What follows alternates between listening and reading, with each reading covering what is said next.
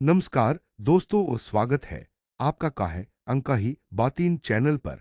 आज हम शुरू कर रहे हैं एक ऐसी लंबी डरावनी दास्तान जो आपके होश उड़ा देगी। ये कहानी सच्चाई और कल्पना के उस मोड़ पर खड़ी है जहां इंसान और परछाइयों के बीच की दीवार टूट जाती है। तो चैनल को सब्सक्राइब कर लीजिए और तैयार हो जाइए इस खौफनाक सफर के लिए। कहानी शुरू होती है उत्तर भारत के एक छोटे से गांव से। गांव का नाम था बरगदपुर। ये गांव हरे भरे खेतों और पुराने मंदिरों के लिए जाना जाता था, लेकिन इसके बारे में एक और चीज दूर दूर तक मशहूर थी। गांव के किनारे खड़ी एक पुरानी हवेली जिसे लोग अकाली हवेली के नाम से जानते थे। बरगदपुर के लोग कहते थे कि उस हवेली में कभी इंसान रहते थे, लेकिन आज वहां सिर्फ परछाइयां बसती हैं। सूरज ढलते ही उस हवेली का रास्ता सुनसान हो जाता। बच्चे तो क्या, बड़े बूढ़े भी उसके आसपास जाने से डरते थे। कहते हैं कि रात के अंधेरे में हवेली की टूटी खिड़कियों से अजीब अजीब आवाजें आती थीं, कभी किसी औरत की रोने की, कभी किसी के चीखने की। इस गांव में छुट्टियों के दौरान 4 दोस्त आए थे। अर्जुन, राघव, समीर और कबीर चारों शहर में रहते थे और एडवेंचर के शौकीन थे। गांव के बच्चों से उन्होंने हवेली की कहानियां सुनी, लेकिन उन पर हंसी उड़ाई। अर्जुन ने कहा, ये सब अंधविश्वास है, कोई भूत प्रेत नहीं होता। राघव बोला, हाँ, और अगर होता भी है तो हम देखकर आते हैं, आखिर डर किस बात का। गांव वालों ने उन्हें बहुत समझाया, बेटा, रात को उस हवेली के पास मत जाना, जो गया है वो वापस नहीं आया। लेकिन जवान खून को रोकना आसान नहीं था। चारों ने तय कर लिया कि वो हवेली की सच्चाई देखेंगे। उस रात चांद बादलों के पीछे छुपा हुआ था। हल्की हवा खेतों में सरसराहट कर रही थी। चारों दोस्त हाथ में टॉर्च लिए हवेली के दरवाजे पर पहुंचे। दरवाजा टूटा हुआ था और उस पर जाले लगे थे। जैसे ही उन्होंने दरवाजा धक्का देकर खोला, उसकी चरमराहट पूरे सन्नाटे को चीरती चली गई। अंदर कदम रखते ही धूल और सीलन की गंध ने उनका स्वागत किया। दीवारों पर पेंट उखड़ा हुआ था और हर कोने में अंधेरा पसरा हुआ था। कबीर ने धीमी आवाज में कहा, यार, ये जगह सच में डरावनी लग रही है। लेकिन अर्जुन ने हंसते हुए कहा, डरपोक मत बनो, ये सब सिर्फ हमारी कल्पना है।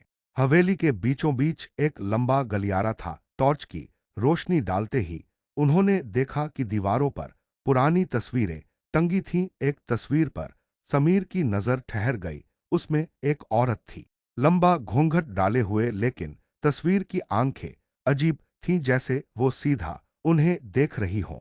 भूतनी लग रही है, राघव ने मजाक में कहा, लेकिन अगले ही पल तस्वीर जोर से हिली और जमीन पर गिर पड़ी। सबके चेहरों का रंग उड़ गया। चलो वापस चलते हैं, कबीर ने कांपते हुए कहा। लेकिन अर्जुन ने जिद की, नहीं, अब तो मुझे और देखना है। चारों आगे बढ़े। गलियारे के अंत में एक बड़ा कमरा था जिसे गांव वाले नीली कोठरी कहते थे। कहा जाता था कि यहाँ तांत्रिक साधना करता था और यहीं से हवेली पर श्राप शुरू हुआ था। कमरे में दाखिल होते ही माहौल बदल गया। हवा अचानक ठंडी हो गई और टॉर्च की रोशनी बार बार टिमटिमाने लगी। कमरे के बीचों बीच एक पुराना तख्त पड़ा था जिस पर धूल जमी थी। तख्त के पास ही मिट्टी में कुछ अजीब निशान बने थे, जैसे किसी ने मंत्र लिख रखे हों। समीर ने मोबाइल निकालकर वीडियो बनाना शुरू किया। तभी अचानक उसे लगा कि किसी ने उसकी गर्दन पकड़ ली है। उसने चीख मार दी और सब डरकर उसकी ओर दौड़े। उसकी गर्दन पर नीले निशान पड़ गए थे, जैसे किसी ने जोर से दबाया हो। ये क्या था? कबीर की आवाज कांप रही थी। शायद हवा। अर्जुन ने समझाने की कोशिश की, लेकिन वो खुद पसीने से तर था। तभी दीवार पर एक परछाई दिखाई दी। वो इंसान जैसी थी, लेकिन उसके हाथ पैर लंबे और टेढ़े थे। परछाई धीरे धीरे उनकी ओर बढ़ने लगी। सबके दिल की धड़कनें तेज हो गईं। अर्जुन ने जोर से चिल्लाया, कौन है वहां? लेकिन कोई जवाब नहीं आया।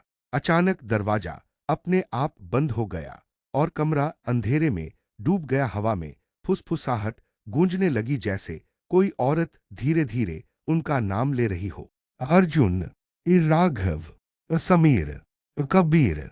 चारों के कान खड़े हो गए। ये कैसे संभव था? हवेली में और कोई नहीं था, लेकिन उनकी पहचान कोई ले रहा था। तभी कमरे के बीच धुआं फैलने लगा। धुएं से धीरे धीरे एक आकृति बनी, वही औरत, लंबा घूंघट, सफेद चेहरा और लाल चमकती आंखें। उसकी आवाज पूरे कमरे में गूंज उठी, तुम्हें यहां नहीं आना चाहिए था, अब लौटने का कोई रास्ता नहीं। अर्जुन ने कांपते हुए कहा, हम यहां बस यूं ही आए थे, हमें जाने दो। लेकिन औरत ने ठंडी हंसी हंसी, दीवारों से खून टपकने लगा और फर्श हिलने लगा। चारों भागकर दरवाजा खोलने लगे, लेकिन दरवाजा हिला तक नहीं। औरत उनके करीब आती गई। उसकी आंखों से खून बह रहा था और चेहरा धीरे धीरे सड़ने लगा। उसने हाथ बढ़ाया और समीर की ओर झपटी। समीर जोर से चीखा और जमीन पर गिर पड़ा।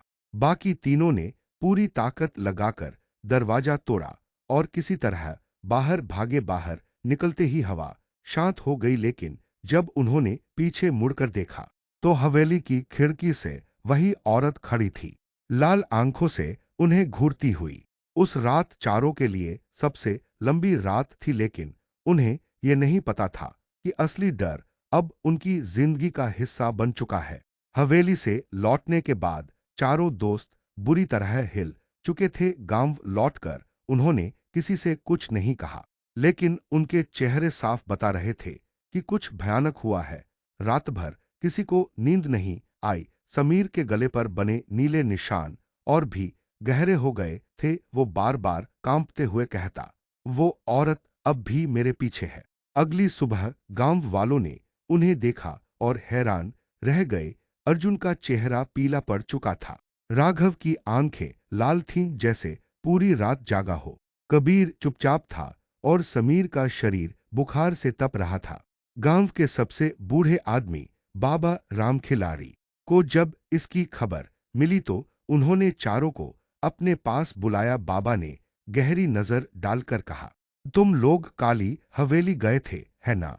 मैंने मना किया था, अब जो देखा है वो तुम्हारा पीछा नहीं छोड़ेगा। राघव ने कंपती आवाज में पूछा, बाबा वो औरत कौन थी? बाबा ने गहरी सांस ली और बोले, उस हवेली में बहुत साल पहले रुक्मिणी नाम की औरत रहती थी। उसकी शादी एक तांत्रिक से हुई थी। तांत्रिक बेहद निर्दयी था। वो रुक्मिणी को अपने काले जादू में बलि के रूप में इस्तेमाल करना चाहता था, लेकिन रुक्मिणी ने विरोध किया। एक रात उसने हवेली की नीली कोठरी में छुपकर बचने की कोशिश की, लेकिन तांत्रिक ने वहीं उसका गला दबाकर जान ले ली। कहते हैं उसकी चीखें अब भी हवेली में गूंजती हैं। समीर ने घबराकर कहा, तो फिर हम क्यों फंस गए? बाबा ने जवाब दिया, क्योंकि तुमने उसकी नींद तोड़ी है। अब वो आत्मा तुम्हें नहीं छोड़ेगी। उसके पास अधूरी इच्छाएं हैं और अब वो तुम्हें अपना शिकार बनाएगी। चारों सन्न रह गए। उस रात हालात और बिगड़ गए। समीर नींद में उठकर चीखने लगा। उसकी आंखें उलट गई थी और वो बार बार बोल रहा था, नीली कोठरी, नीली कोठरी आ। अर्जुन और कबीर ने उसे रोकने की कोशिश की, लेकिन उसकी ताकत दोगुनी हो गई थी, जैसे किसी और ने उसके शरीर पर कब्जा कर लिया हो। सुबह होते ही उन्होंने फैसला किया कि इस रहस्य का सामना करना ही पड़ेगा।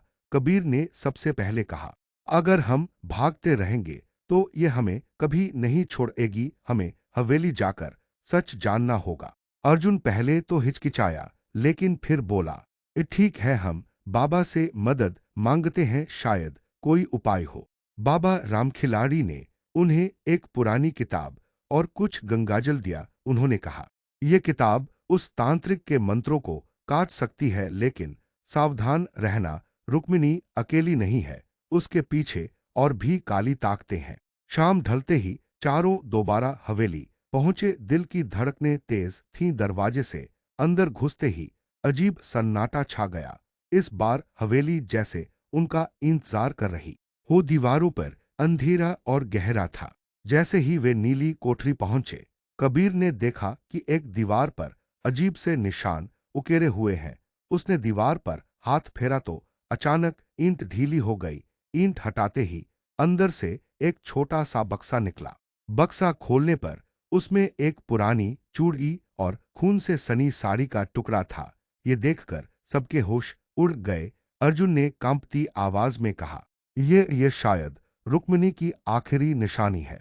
जैसे ही उन्होंने बक्सा खोला, हवेली कांपने लगी। दरवाजा जोर से बंद हो गया और कमरे में धुआं फैल गया।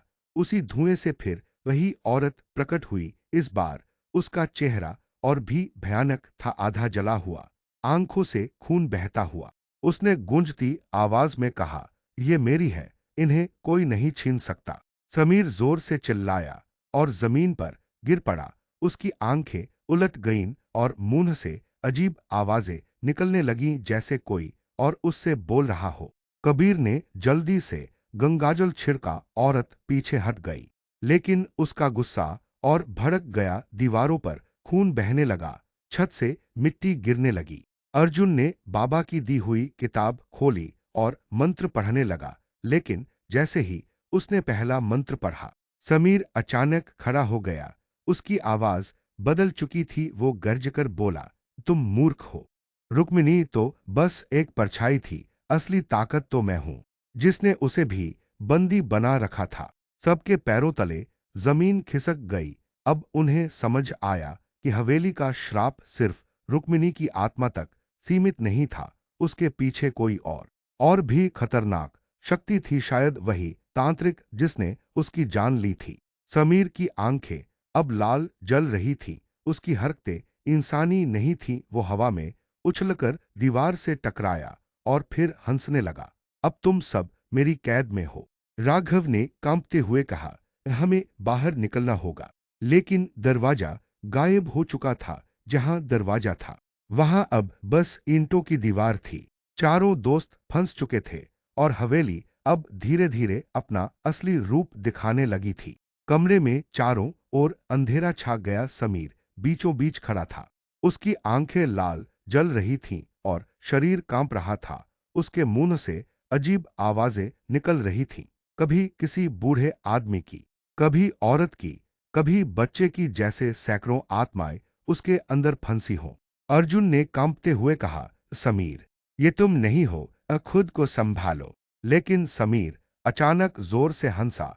उसकी हंसी पूरे कमरे में गूंज उठी। उसने चीख कर कहा, मैं समीर नहीं हूं, मैं वही हूं जिसने इस हवेली को अपना घर बनाया, जिसने रुक्मिणी को कैद किया, और अब तुम सब भी मेरे खिलौने हो। राघव और कबीर पीछे हट गए। अर्जुन ने किताब हाथ में लेकर मंत्र पढ़ने की कोशिश की, लेकिन जैसे ही उसने पहला शब्द बोला, समीर उछलकर उसकी ओर लपका और किताब उसके हाथ से छीन ली। किताब जमीन पर गिरी और उसके पन्ने बिखर गए। हवेली हिलने लगी। दीवारों पर परछाइयां नाच रही थीं। ऐसा लग रहा था कि हर कोने से कोई चेहरा झांक रहा हो। कबीर ने गंगाजल की बोतल उठाई और समीर पर छिड़क दी। जैसे ही पानी उसके शरीर पर पड़ा, समीर दर्द से चीख उठा। उसका चेहरा पिघलने लगा, लेकिन अगले ही पल वो और भी भयानक हो गया। उसकी उंगलियां लंबी और नुकीली हो गईं। वो कबीर की ओर झपटा और उसका गला पकड़ लिया। कबीर हाँफने लगा। अर्जुन और राघव ने मिलकर उसे छुड़ाने की कोशिश की, लेकिन समीर की ताकत इंसानी नहीं थी। तभी अचानक कमरे के कोने से वही औरत रुक्मिणी फिर से दिखाई दी। उसका चेहरा दर्द से भरा हुआ था। उसने कांपती आवाज में कहा, तुम लोग भागो जब तक मैं उसे रोक सकती हूं। उसने हाथ फैलाया और एक नीली रोशनी समीर पर पड़ी। समीर पीछे फेंक दिया गया। वो जमीन पर गिरा और कराहने लगा। अर्जुन ने मौका देखकर गिरे हुए पन्नों में से एक उठाया और जोर जोर से मंत्र पढ़ने लगा। उसकी आवाज कांप रही थी, लेकिन उसमें हिम्मत थी। कमरे में गूंजती आवाज अचानक धीमी होने लगी, लेकिन तभी समीर खड़ा हो गया। उसकी आंखों से खून बह रहा था। उसने चीख कर कहा, तुम सोचते हो मुझे इन शब्दों से बांध सकते हो? मैं तांत्रिक हूं और ये हवेली मेरी है। उसके शब्दों के साथ ही हवेली का फर्श टूटने लगा। नीचे अंधेरे का गड्ढा दिखाई देने लगा, जैसे वो सब नर्क में गिरने वाले हों। राघव ने जल्दी से कबीर को खींचा और बोला, हमें बाहर निकलना होगा। लेकिन दरवाजा गायब था। खिड़कियां भी पत्थरों से बंद हो चुकी थीं। अर्जुन ने किताब के बाकी पन्ने उठाए और जोर से बोला, अगर तू सच में तांत्रिक है तो आज तेरे श्राप का अंत होगा। उसने मंत्र दोहराना शुरू किया। हर मंत्र के साथ दीवारें कांपने लगी और समीर चीखने लगा। उसकी देह पर जलने के निशान बनने लगे। लेकिन तभी समीर की आवाज बदल गई। अब वो आवाज और भी गहरी थी, जैसे सीधे जमीन के भीतर से आ रही हो। उसने कहा, अगर मुझे रोकोगे तो इसका खामियाजा तुम सबको भुगतना होगा। तुम्हारी रूहें हमेशा के लिए मेरी होंगी। अचानक कमरे के बीचों बीच एक बड़ा सा अग्निकुंड प्रकट हो गया। उसमें से लपटें उठने लगी। लपटों में चेहरों की परछाइयां दिखाई दे रही थीं। सैकड़ों लोग जो शायद तांत्रिक के शिकार बने थे, उनकी चीखें हवा में गूंजने लगी। कबीर डर के मारे रो पड़ा, भगवान ये क्या है? अर्जुन ने कांपते हुए मंत्र पढ़ना जारी रखा। तभी रुक्मिणी की आत्मा फिर से सामने आई। उसने अर्जुन की ओर देखा और कहा, तुम्हें उसकी असली निशानी ढूंढनी होगी। वो तब तक मुक्त नहीं होगा जब तक उसकी शक्ति का स्रोत नष्ट न किया जाए। अर्जुन ने घबराकर पूछा, लेकिन कहाँ है वो? रुक्मिणी ने इशारा किया। कमरे के कोने में पड़ी एक पुरानी लोहे की संदूक की ओर। अर्जुन दौड़कर वहां पहुंचा और ताले को तोड़ दिया। संदूक खुलते ही अंदर से एक खोपड़ी निकली। वो इंसानी खोपड़ी थी, लेकिन उस पर लाल धागे और मंत्र लिखे थे। वही तांत्रिक की शक्ति का स्रोत था। जैसे ही खोपड़ी बाहर आई, समीर और ज्यादा पागल हो गया। उसने गर्ज कर कहा, उसे मत छूना, वो मेरी जान है। सूरज ढलते ही मेरठ की गलियों में डर उतरने लगा था। लोग अब खिड़कियां बंद करने लगे थे, दरवाजों पर नींबू मिर्च लटकाने लगे थे। मगर डर किसी ताले या तंत्र से नहीं रुकता। रात होते ही जीपी ब्लॉक से निकलने वाली फुसफुसाहटें पूरे मोहल्ले तक पहुंचने लगी थीं। हवा में अजीब सी ठंडक भर जाती थी, जैसे कोई बर्फीला सांप गलियों में रेंग रहा हो। लोग कहते थे कि परछाइयां अब हवेली की खिड़की तक सीमित नहीं रहीं। कुछ लोगों ने बताया कि देर रात उनके दरवाजे पर दस्तक हुई। जब हिम्मत करके दरवाजा खोला तो सामने कोई नहीं था, बस जमीन पर जलती हुई मोमबत्ती रखी थी। उस मोमबत्ती की लौ लाल थी और उसके पास राख में लिखा था, अब तुम्हारी बारी है। धीरे धीरे पूरा इलाका वीरान होने लगा। दुकानदारों ने दुकानें हटा ली, किराएदार घर छोड़ने लगे। लेकिन हवेली की परछाइयां बढ़ती ही गईं। हर सुबह लोग गिनते कि अब कितनी परछाइयां खिड़की में है। पहले 16, फिर 17, फिर 18। हर रात कोई न कोई गायब हो जाता। शहर की पुलिस ने मामला संभालने की कोशिश की। उन्होंने रात को जीपी ब्लॉक के चारों ओर घेरा डाल दिया, हथियारों के साथ। 10 जवान हवेली में दाखिल हुए। सबने कहा, आज हम इस झूठ को खत्म करेंगे। लेकिन अंदर जाते ही उनकी वॉकी टॉकी बंद हो गई। बंदूकें भारी लगने लगी, जैसे उनमें से जान निकल गई हो। कुछ ही देर में बाहर इंतजार कर रहे अफसरों ने चीखें सुनी। हवेली से गोलियों की आवाज आई। फिर एक सन्नाटा। जब सुबह हुई और लोग खिड़की की ओर देखे तो परछाइयों की गिनती अब 28 हो चुकी थी। अब पूरा मेरठ दहशत में था। लोग कहते थे, ये सिर्फ हवेली का श्राप नहीं, ये भूख है और ये भूख बढ़ रही है। पंडित ने अंतिम बार सबको बुलाया। उसका चेहरा पीला पड़ चुका था, आंखें लाल हो चुकी थीं, जैसे नींद हफ्तों से छूटी हो। उसने कांपती आवाज में कहा, सुनो, अगर अब भी कुछ नहीं किया गया तो ये परछाइयां हवेली में नहीं रुकेंगी, ये पूरे शहर को निगल जाएंगी। हर मोमबत्ती में बंधी आत्मा अब अपने लिए साथी ढूंढ रही है। अगर चक्र पूरा हो गया तो पूरा मेरठ इस हवेली का हिस्सा बन जाएगा। लोग घबरा गए। किसी ने पूछा, चक्र? कौन सा चक्र? पंडित ने धीमे स्वर में कहा। तांत्रिक ने हवेली में 60 मोमबत्तियां गाड़ी थी। जब सब जल उठेंगी तब पूरा इलाका, घर, दुकान, इंसान सब उसी हवेली का हिस्सा बन जाएगा। अभी गिनती 28 है, तो सोचो जब 60 हो जाएगी। लोगों की रूह कांप गई। अब वे जानते थे कि वक्त बहुत कम है, लेकिन हवेली की ताकत इतनी बढ़ चुकी थी कि कोई उसके पास जाने की हिम्मत नहीं करता। उस रात शहर के कई हिस्सों में लाल रोशनी दिखी। लोगों ने देखा कि हवेली से निकलती परछाइयां गलियों में घूम रही हैं। वे चुपचाप खड़ी रहती, घरों की खिड़कियों से झांकती, बच्चे चीख उठते, बूढ़े बेहोश हो जाते, और जो भी उन आंखों में झांक लेता अगले दिन गायब हो जाता। अब खिड़की में गिनती 35 तक पहुंच गई थी और फिर एक नई अफवाह फैल गई। कहा गया कि तांत्रिक अभी मरा नहीं है, उसका असली शरीर हवेली के तहखाने में छिपा है। जो लोग परछाई बन गए हैं वे सिर्फ उसका खेल हैं। अगर उसका असली शव जलाया जाए तभी श्राप टूटेगा। लेकिन तहखाना कहाँ है, किसी को नहीं पता था। हवेली की जमीन के नीचे कितनी गहराई है, ये सिर्फ वही जानता था जिसने इसे श्रापित किया। रात काली चादर की तरह शहर पर उतर चुकी थी। लोग अपने अपने घरों में दुबके हुए थे।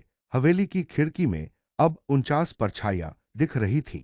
गिनती हर रात बढ़ती थी और आज सबको डर था कि यह 60 तक पहुंच जाएगी। पंडित और कुछ बहादुर लोगों ने ठान लिया कि आज आखिरी कोशिश करनी होगी। वे सब मंत्रों की किताबें, पवित्र राख और दीपक लेकर हवेली पहुंचे। दरवाजा कर कर करता खुला, मानो उनका स्वागत कर रहा हो। अंदर लाल रोशनी पहले से कहीं तेज थी। कमरे के बीचों बीच मोमबत्तियां जल रही थीं और परछाइयां चुपचाप बैठी थी। लेकिन इस बार वे हिली डुली नहीं, वे बस घूर रही थीं, जैसे उनका इंतजार खत्म होने वाला हो। पंडित ने कांपते स्वर में कहा, तहखाना खोजना होगा, वही तांत्रिक का असली शव है। सबने कमरे की दीवारों को छानना शुरू किया। तभी एक दीवार से अजीब सी ठंडी हवा आई। उन्होंने जोर लगाया और दीवार का हिस्सा धक्का देकर हटा दिया। वहां एक अंधेरा सुरंगनुमा रास्ता था जो नीचे जाता था। सब सावधानी से भीतर उतरे। हवा भारी होती जा रही थी और दीवारों पर खून से लिखे मंत्र चमक रहे थे। नीचे पहुंचकर उन्होंने जो देखा उसकी कल्पना भी किसी ने नहीं की थी। तहखाने के बीचों बीच एक विशाल काला चक्र बना था। उसके बीच में एक कंकाल पड़ा था, तांत्रिक का। उसकी आंखों की जगह अब भी लाल पत्थर जड़े थे। अर्जुन ने पूरी हिम्मत जुटाकर खोपड़ी उठाई और गंगाजल छिड़क दिया। खोपड़ी चटकने लगी और उससे काली धुआं निकलने लगा। समीर दर्द से जमीन पर गिर पड़ा। उसकी चीखें गूंजने लगीं। हवेली कांपने लगी जैसे वो ढहने वाली हो। रुक्मिणी की आत्मा ने मुस्कुराते हुए कहा, तुमने सही किया, अब शायद मैं मुक्त हो जाऊं। उसकी आकृति धीरे धीरे धुंध में बदलने लगी। उसकी आंखों से आंसू बहे और वो धीरे धीरे गायब हो गई। लेकिन समीर अब भी कांप रहा था। उसकी आंखों में लाल रोशनी कम तो हुई, लेकिन पूरी तरह नहीं गई। उसने हाँफते हुए कहा, मुझे बचाओ, वो अब भी मेरे अंदर है। अर्जुन और राघव ने उसे उठाया और कमरे से बाहर भागे। हवेली पीछे से गड़गड़ाहट के साथ ढहने लगी। जैसे ही वे बाहर पहुंचे, हवेली का दरवाजा जोर से बंद हो गया। चारों घबराकर जमीन पर बैठ गए। समीर बेहोश था, उसकी सांसें धीमी थीं। कबीर ने कांपते हुए कहा, क्या ये खत्म हो गया? अर्जुन ने चुपचाप हवेली की ओर देखा। हवेली शांत थी, लेकिन उसकी खिड़की में अब भी वही अंधेरा पसरा था। अर्जुन ने धीरे से कहा, नहीं, ये अभी खत्म नहीं हुआ, असली खेल तो अब शुरू होगा। हवेली से बाहर आने के बाद चारों का हाल बेहाल था। समीर बेहोश पड़ा था और उसके शरीर पर नीले लाल निशान साफ दिख रहे थे। अर्जुन और राघव ने उसे पकड़कर गांव पहुंचाया। बाबा राम खिलाड़ी को सारी बात बताई गई। बाबा ने गहरी सांस ली और बोले, तुमने अच्छा किया कि तांत्रिक की खोपड़ी तोड़ दी, लेकिन ये मत समझो कि सब खत्म हो गया। तांत्रिक की आत्मा बेहद शक्तिशाली थी, वो पूरी तरह से मरी नहीं है। वो अब समीर के शरीर में शरण ले चुकी है। कबीर घबरा गया, तो अब क्या होगा? क्या समीर कभी बच पाएगा? बाबा ने कहा, एक ही रास्ता है, तुम्हें उस आत्मा का सामना आखिरी बार हवेली में करना होगा। इस बार अगर तुम हार गए तो न केवल समीर बल्कि तुम सबकी रूहें उसकी कैद में चली जाएंगी। चारों ने डरते हुए हिम्मत जुटाई। अगली रात हाथ में गंगाजल, मंत्रों की किताब और बाबा की दी हुई पवित्र राख लेकर वो आखिरी बार हवेली की ओर बढ़े। रात काली थी, हवा में सन्नाटा पसरा हुआ था। जैसे ही वो हवेली के दरवाजे तक पहुंचे, दरवाजा अपने आप खुल गया। अंदर पहले से भी ज्यादा अंधेरा था। हवेली की नीली कोठरी में पहुंचते ही समीर की आंखें लाल चमकने लगीं। वो अचानक खड़ा हुआ और जोर से चीखा। उसकी आवाज अब उसकी नहीं थी, वो तांत्रिक बोल रहा था। तुम्हें लगता है कि तुम मुझे मिटा दोगे? मैंने 100 लोगों की रूहें कैद की है, तुम 4 की रूहें अब मेरे खजाने में जुड़ेंगी, कोई मुझे रोक नहीं सकता। अर्जुन ने कांपते हुए किताब खोली और मंत्र पढ़ने लगा, लेकिन हर मंत्र के साथ हवेली हिलने लगी। दीवारों से खून बहने लगा, परछाइयां हर कोने से निकलकर चारों को घेरने लगी। राघव ने गंगाजल छिड़का, लेकिन परछाइयां और भी बढ़ गईं। तभी अचानक समीर हवा में उठ गया और छत से टकराया। उसकी आंखें जल रही थीं और उसके शरीर से धुआं निकल रहा था। कबीर ने रोते हुए कहा, समीर, अगर अंदर से तुम हमें सुन सकते हो तो लड़ो। ये तांत्रिक तुम्हें अपना गुलाम बना रहा है। कुछ पल के लिए समीर की आंखों में नरमी आई, जैसे अंदर से उसकी रूह पुकार रही हो। उसने धीमी आवाज में कहा, मुझे बचाओ। अर्जुन ने जोर से मंत्र पढ़ा और राख समीर पर फेंकी। अचानक एक तेज चीख गूंज उठी। तांत्रिक की आत्मा समीर के शरीर से निकलकर धुएं का गोला बन गई। उस धुएं से एक विशाल काली आकृति बनी, जिसके लाल दांत और लंबी उंगलियां थी। वो गरजा, तुमने मुझे जगाया है, अब तुम्हारी मौत निश्चित है। हवेली कांपने लगी, छत टूटने लगी, लेकिन अर्जुन हार मानने वाला नहीं था। उसने किताब हाथ में लेकर लगातार मंत्र पढ़ना शुरू किया। रुक्मिणी की आत्मा फिर से प्रकट हुई। इस बार उसका चेहरा शांत था। उसने कहा, मैं भी अब आजाद हूं, लेकिन इस तांत्रिक को खत्म करने के लिए तुम्हारी मदद करूंगी। उसने अपनी आत्मिक शक्ति अर्जुन के मंत्रों में जोड़ दी। अचानक नीली रोशनी पूरे कमरे में फैल गई। काली आकृति दर्द से चीख उठी। वो दीवारों से टकराई, फर्श पर गिरी और बार बार चिल्लाने लगी, नहीं, ये संभव नहीं, मैं अमर हूं। अर्जुन ने आखिरी मंत्र पढ़ा और गंगाजल सीधे उस काली आकृति पर फेंका। अचानक पूरी हवेली में धमाका हुआ। चीख इतनी भयानक थी कि गांव के लोग दूर से भी सुन सकते थे। अगले ही पल सब शांत हो गया। कमरे में धुआं भर गया। जब धुआं छंटा तो देखा कि समीर जमीन पर पड़ा था, बेहोश लेकिन जिंदा। उसकी आंखों की लाल चमक गायब हो चुकी थी। हवेली अब टूटने लगी थी। चारों ने भागकर बाहर निकलने में ही भलाई समझी। जैसे ही वो बाहर पहुंचे, हवेली की दीवारें जोर की आवाज के साथ गिर गईं और वो खंडहर ढेर में बदल गई। गांव के लोग दौड़े आए। अर्जुन ने कांपती आवाज में कहा, ये सब खत्म हो गया, श्राप अब खत्म हो गया। समीर धीरे धीरे होश में आया। उसकी आंखों से आंसू बह रहे थे। उसने धीमी आवाज में कहा, तुम सबने मुझे बचा लिया। मैं उसे महसूस कर रहा था, वो मुझे निगल रहा था, लेकिन अब वो चला गया। बाबा रामखिलाड़ी भी वहां पहुंचे। उन्होंने आकाश की ओर हाथ उठाकर कहा, आखिरकार बरगदपुर का श्राप टूट गया, अब ये गांव चैन की सांस ले सकेगा। लेकिन अर्जुन चुपचाप हवेली के मलबे की ओर देख रहा था।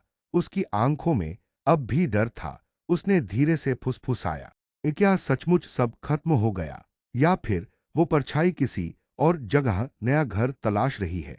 उसकी ये बात सुनकर बाकी तीनों कांप उठे, क्योंकि सच ये था कि कोई नहीं जानता था क्या तांत्रिक की आत्मा वाकई खत्म हुई, या फिर वो सिर्फ इंतजार कर रही है अगली आत्मा के आने का।